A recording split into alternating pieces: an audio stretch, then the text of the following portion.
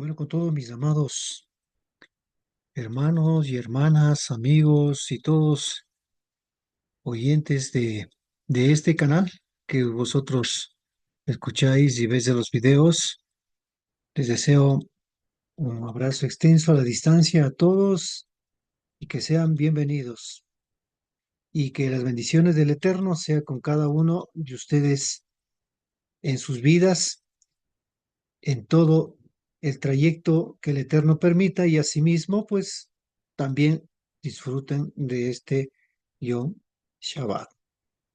Mis amados hermanos, hoy quiero hablar un tema un poco de reflexión con respecto a lo que es, eh, bueno, tal como dice el título que le he puesto, es una destrucción del templo.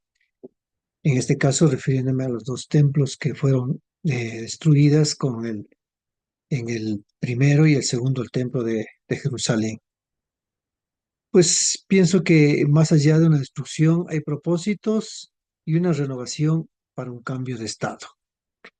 Entonces, como les decía, pues les deseo a todos y cada uno de ustedes, invitando igual a que puedan compartir este video. Es una reflexión, una parte donde uno va entendiendo y asimismo, pues me brinden un like, sí, que es algo muy esencial para mí, que ustedes puedan darme ese apoyo y también esa fuerza para seguir adelante, dando este tipo de meditaciones y reflexiones con esto. Destrucción del templo, como les dije, es el tema. Pero antes un poco lo relaciono con la parashá Lej Lejá de esta semana, que se refiere a donde el bendito sea le dijo a Abraham a que salga del lugar donde está y se traslade a otro lugar. Al hacer esto, pues obviamente él tenía que despojarse. También yo pienso que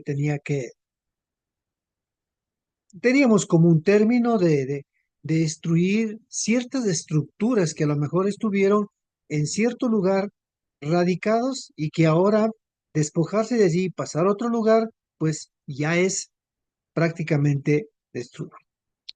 Pero es cambiar de estado. Porque el bendito sea lo que está diciendo Lelejad, sal de allí, deja todo y sal a otro lugar, es lo que está enseñando es a un cambio de estado, a una etapa nueva, a una destrucción a la costumbre radicada en nuestra mente, costumbres que están constantemente allí, que hemos estado a lo mejor viviendo durante el trajinar de nuestras vidas, pues al momento de hacer este cambio, pues obviamente ya es como una especie de una destrucción a esa forma de vida que estaba a lo mejor. Me supongo, pues, hablando de ciertas costumbres que a lo mejor no estaban acordes con la escritura y otras que son buenas también.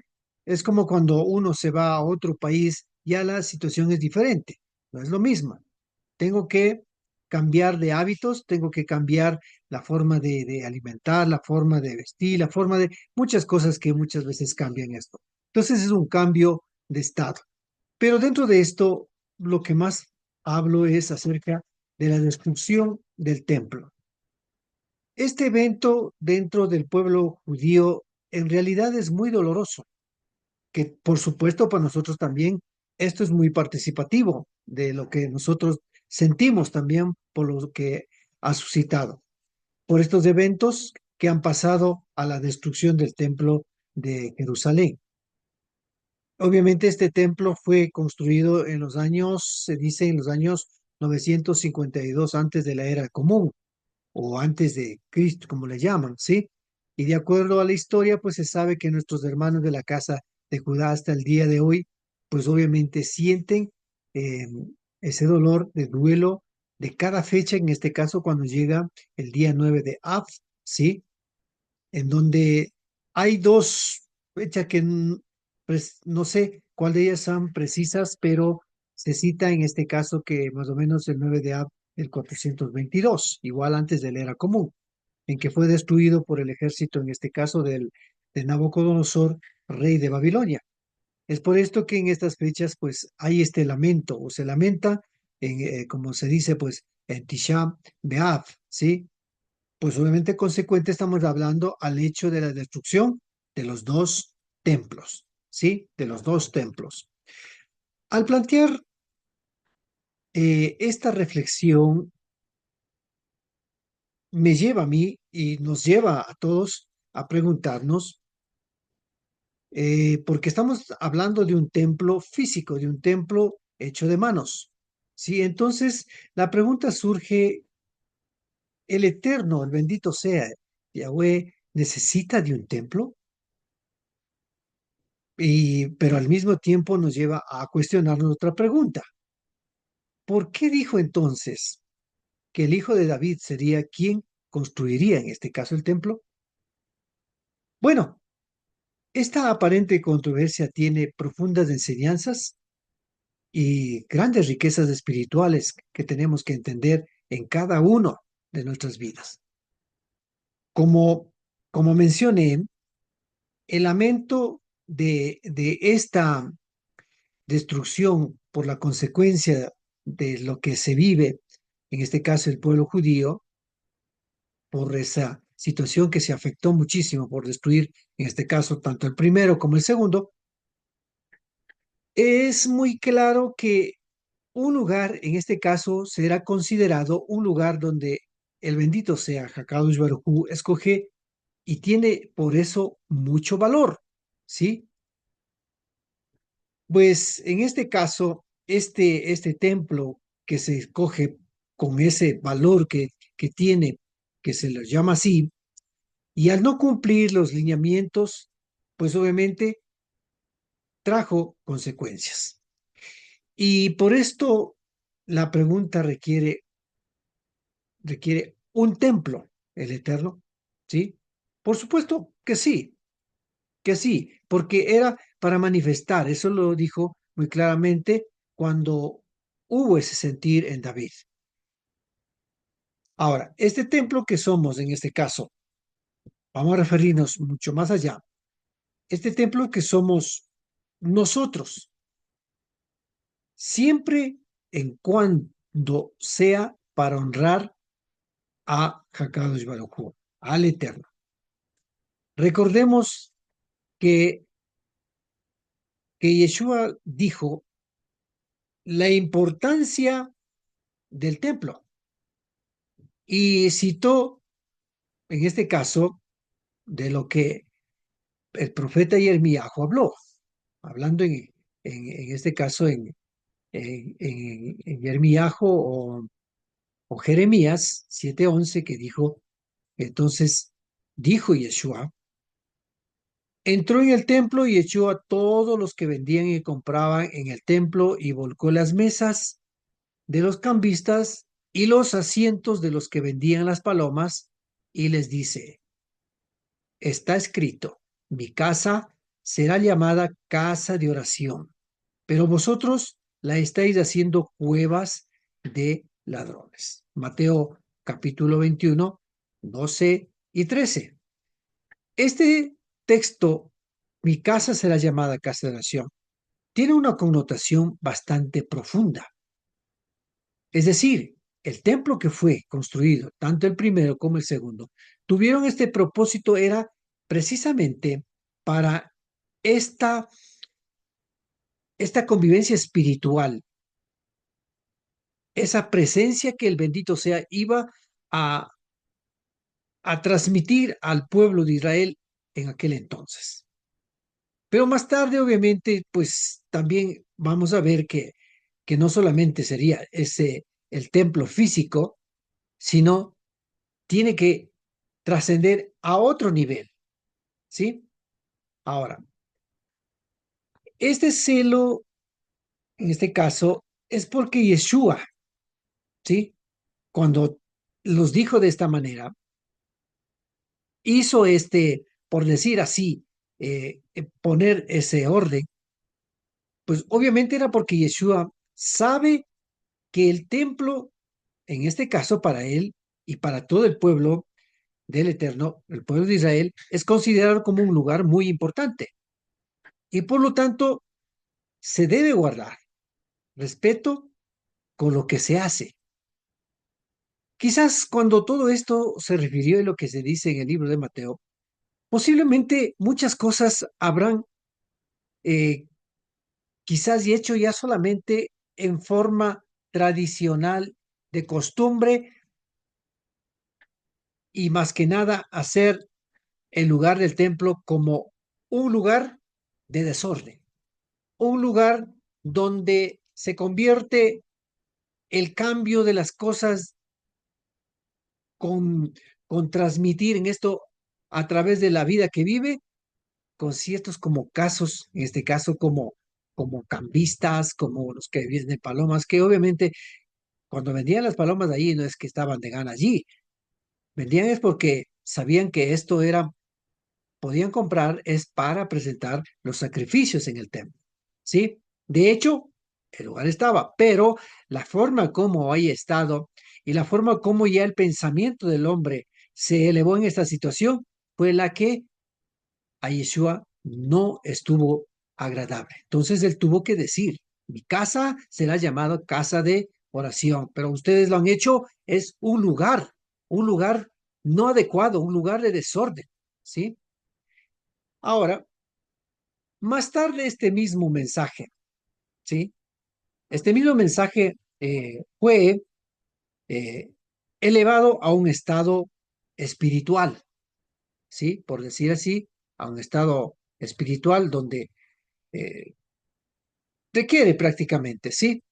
Entonces, si nosotros vemos, el Eterno tiene propósitos. Por lo tanto, cada una de las cosas que el Eterno puso en ese caso en el templo tiene un objetivo, es esa, esa relación, esa vivencia, esa comunicación del Eterno hacia el pueblo de Israel. Pero sin embargo, muchas veces cuando no se entiende esto, se convierte ya en otra cosas que no están dentro de los lineamientos del bendito sea. Por eso, cuando fue elevada en este caso, como le dije, que más tarde este estado pues se eleva a un estado espiritual, que no solo ya como un templo físico, ¿sí? Es importante ver que ahora es la vida de cada uno de nosotros que es considerado como el templo de Elohim. Y en este caso, cuando vemos todo el contexto de la escritura de lo que habla en el libro de Hechos capítulo 7, que habla en este caso Esteban, lo dijo claramente muchas cosas refiriéndose a la Torá y el Tanaj. Lo detalló así, minuciosamente, y habló a todo el pueblo judío. Recordemos algo, en aquel entonces no habían cristianos, no habían absolutamente todo, era un pueblo, y este pueblo era el pueblo judío. Muchos estaban retornando, muchos dispersos y todos estaban retornando, y por eso es que en este caso, cuando se habla, Esteban le está diciendo claramente a sus compatriotas, ¿sí? Le dice eh, una declaración, como les dije, tanto de la Torá y el Tanakh, y dice, pero Salomón le edificó casa, si bien el Altísimo no habita en casas hechas de mano. Muy interesante lo que nos habla. Como les dije, ya no estábamos hablando porque se está elevando a un estado espiritual. Por lo tanto, Esteban está hablando esa elevación espiritual que no simplemente se debe radicar a mirar el templo físico, sino a considerar que el Altísimo no es, si bien es cierto, Salomón o Shlomo edificó, ¿sí? Edificó el templo. Hubo propósitos, hubo objetivos, principios que tuvo que ser bien guardados allí. No podía entrar impurezas, tenía que ser el máximo nivel de Kedushá quienes entren al lugar. Entonces, ahora, este propósito lo vamos entendiendo más tarde y Esteban está diciendo, el Altísimo no habita en casa de hechas de mano, ¿sí? Entonces, ¿qué quiere decir? ¿Dónde está esa casa ahora? Nos surge la pregunta. Y sigue diciendo el texto, como dice el profeta, ¿sí? El cielo es mi estrado y la tierra el estrado de mis pies. ¿Qué casa me edificaréis? Dice el Adón. ¿O cuál es el lugar de mi reposo? ¿No hizo mi mano todas estas cosas? Entonces, miren cómo Esteban estaba cuestionando y ya nos está llevando a una pauta de que no solamente se refiere, y por eso es que Yeshua también habló de los estados, en este caso el estado espiritual. Si tú lees todo lo que es el capítulo 7, ¿sí? Le entenderás lo que estoy diciendo, lo que estamos hablando del verso 47 a 50, ¿sí? Prácticamente, Esteban estaba citando lo que dice Segunda de Crónicas, capítulo 2, verso 6. Y luego, obviamente, el Sheliach Shaul habló a los que habitaban en este caso en Atenas igual, que les dijo, ¿por qué? Pasando y viendo de cerca vuestros santuarios, hallé también un altar en el cual estaba escrito, al Elohim desconocido. El que adoréis, pues, a pesar de no conocerlo, a ese os anuncio yo, el Elohim que hizo el mundo y todo lo que hay en él, siendo Adón de los Shammai y la Ares, o sea, los cielos y la tierra, no habita en templos hechos por manos. Miren, ahora Shaul está también llevándonos. Es algo, un contexto que podemos encontrar que Esteban dijo, el Altísimo no habita en casas hechas de manos. Ahora, el Sheliach Shaul, el apóstol Pablo, también dice, pues, dice él, ¿sí? No habita en templos hechos por manos, ni es servido por manos humanas, ni tiene necesidad, ¿sí? Necesidad de cosa alguna, pues él da a todos vida y aliento y todas las cosas. Hechos 17, 23 al 25. Como podemos notar entonces, el proceso de evolución espiritual, ¿sí? Pero debemos de entender que este proceso necesita de un trabajo en cada uno de nosotros en el interior.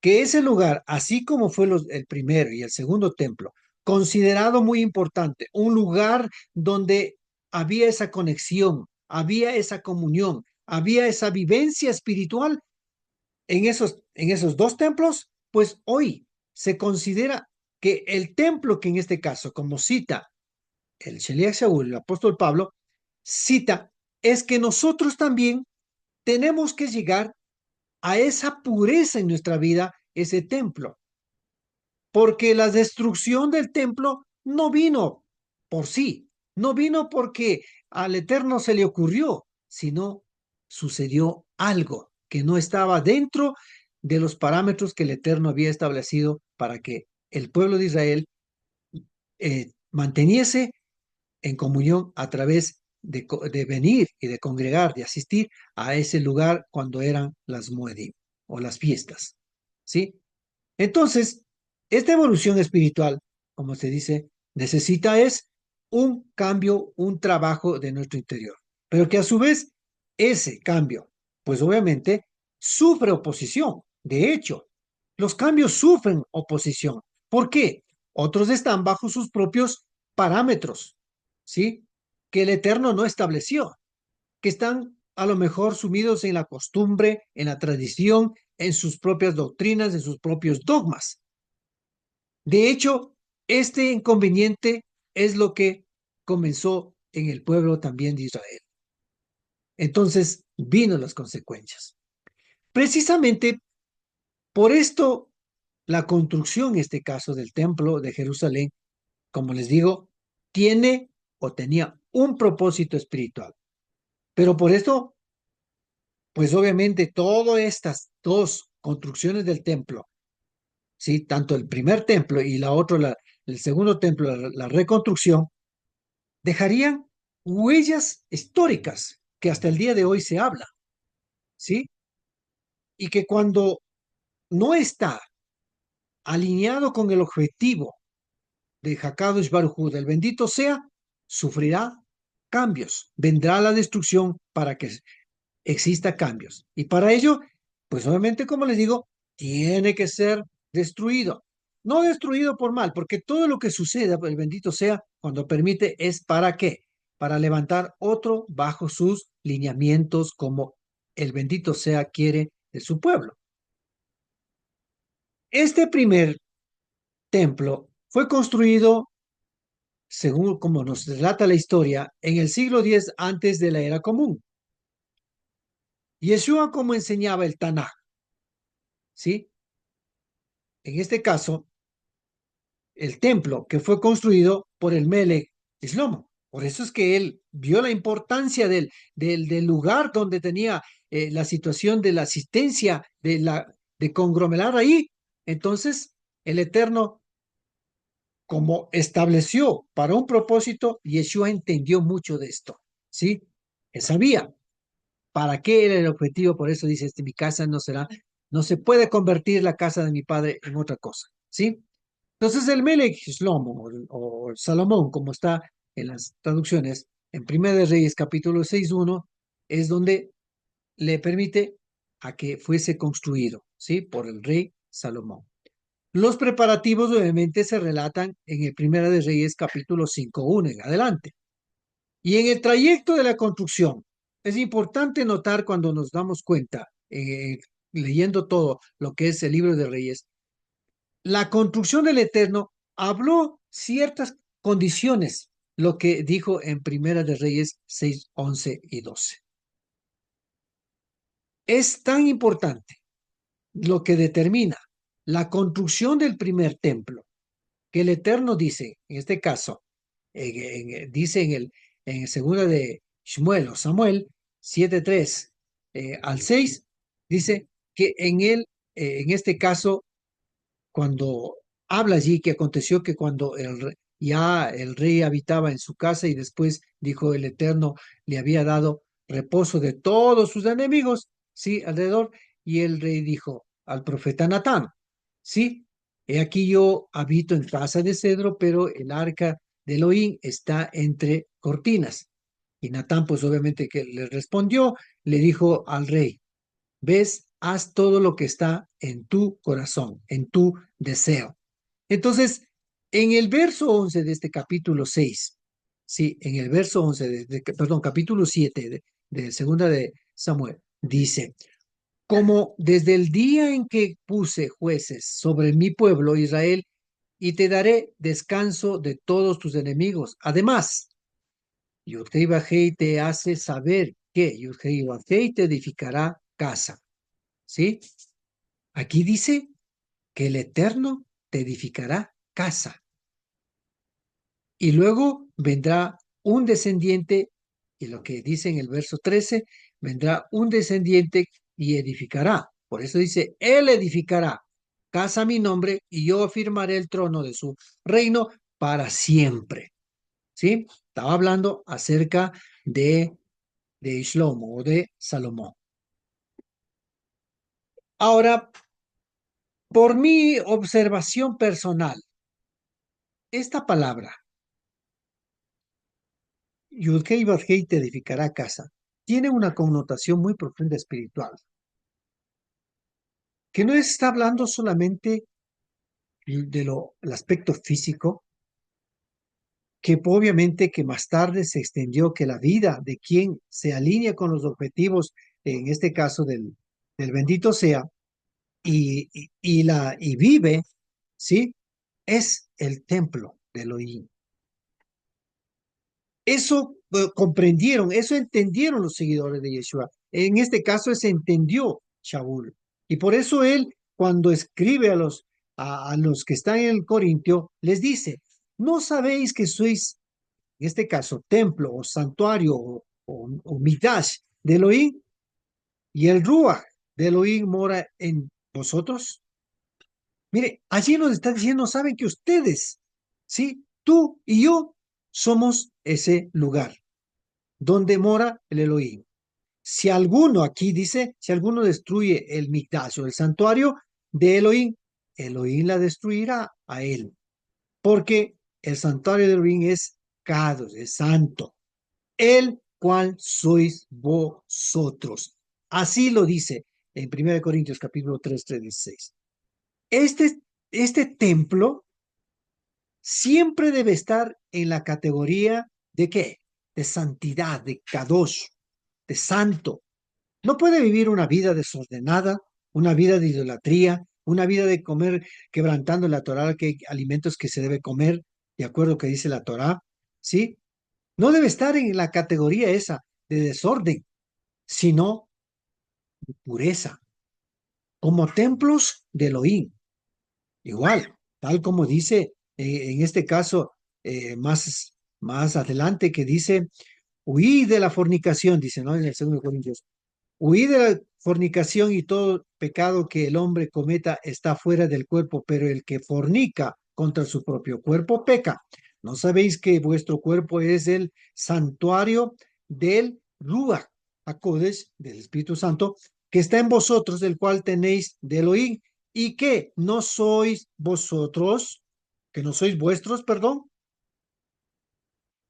Está hablando muy profundamente acerca de que tú y yo, y todos quienes entramos en obediencia, honrar, bendito sea, nos establecemos, nos convertimos como una fuente donde el bendito sea conecta con tu vida y establece esa luz en tu vida para la comunión. Por lo tanto, ese templo no puede ser contaminado, ese templo no puede ser lleno de impurezas, tiene que estar puro, y el que la vive tiene que llevar una vida pura. Todas estas palabras tienen un sentido espiritual de la vida que tenemos que llevar. Es lo que está diciendo. La vida, en este caso, de la bodazara o culto extraño, es en contra. Y no puede suceder esto en el templo. Y eso no tolera Hakadosh Baruj Hu. Y entendiendo esto, Pablo instó, en este caso, a los de Corintio, ¿sí? A los de Corintio, les dijo, ¿y qué? ¿Y qué acuerdo hay entre el santuario de Elohim y de los ídolos? Porque nosotros somos ese santuario, está diciendo. Nosotros somos ese templo de Elohim viviente. Como dijo el Eterno, habitaré entre ellos y entre ellos andaré y seré su Elohim y ellos serán mi pueblo. Segunda de Corintios capítulo 6, verso 16. ¿Por qué trae el Tanaj que cita esto? Porque tiene estrecha relación que cada uno de eso, lo que el bendito sea, permitió construir. Porque esto de lo que cita del Tanaj está ahí en el libro de Ezequiel, capítulo 37, 27, que está hablando con respecto al templo. Y en el libro de Baícra 26, 11 y 12 también. Entonces, por esto es lo que yo estoy mencionando o les menciono la importancia del templo cuando fue construido. Por ningún concepto estoy hablando de que esos templos de Ghana debían haberse construido, yo no sé por qué, y más fueron destruidos. No, cada uno de esos templos, tanto el primero y el segundo, tuvieron un propósito muy fundamental de parte del bendito sea para el pueblo de Israel y para nosotros ese mensaje espiritual de lo que nosotros tenemos que igual no cometer los mismos errores que suscitó en aquel entonces. Y por eso, y pregunté, ¿necesita de templo entonces? Por supuesto que sí, porque todo lo que el Eterno permite tiene un trasfondo espiritual, que además, para construir, debía estar, en este caso, en condiciones idóneas. Para hacer, en este caso, recuerden, recuerden el pedido de David para construir. No fue aceptado. ¿Por qué? Porque su vida no estaba en condición, es decir, estaba a lo mejor en el error o en el pecado, no se llama. Por lo tanto, este alineamiento espiritual tenía que estar acorde en la vida también de cada uno cuando queremos hacer algo para el bendito sea. Y en el lugar, en este caso, David, que quería para edificar, ¿no es cierto?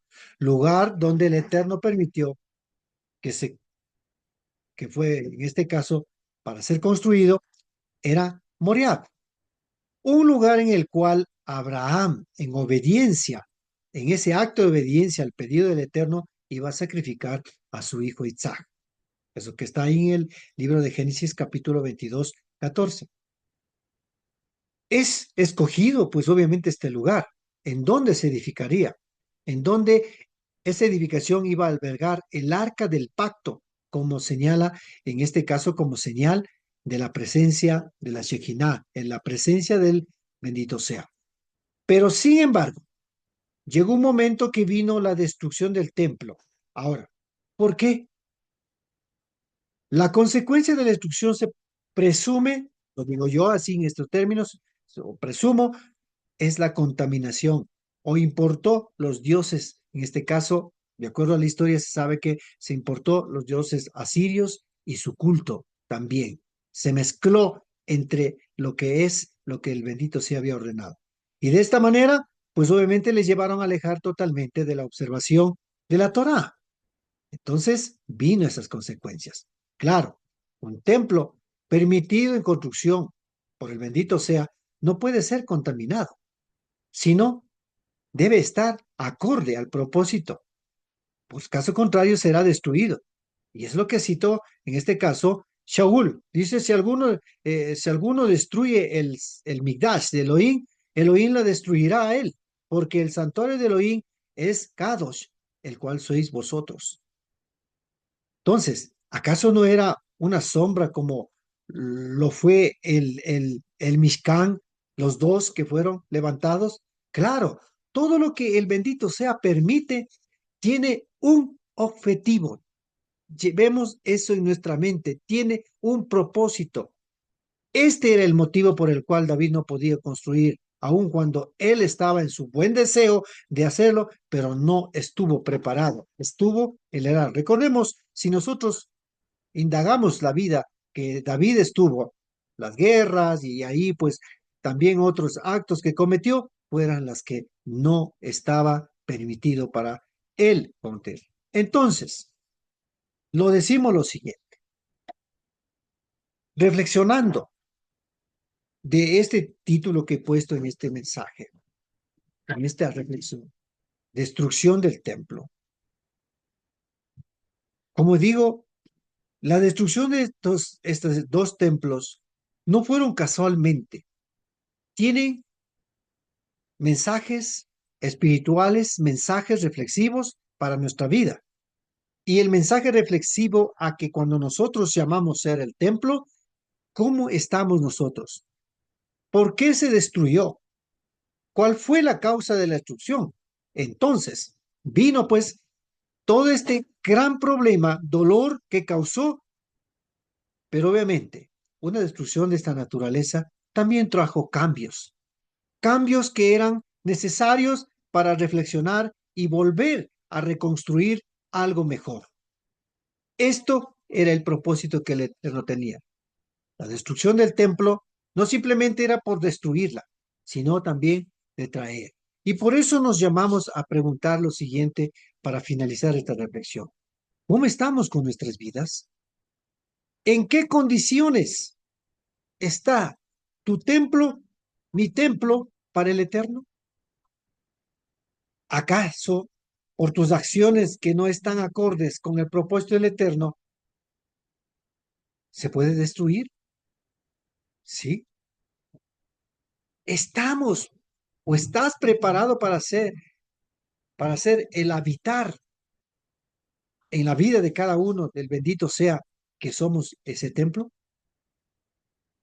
Y creo puede haber otros muchos cuestionamientos que tendríamos que hacer, pero tenemos que meditar, si no la destrucción vendrá. ¿Para qué? Para levantar un verdadero templo, como dijo Yeshua.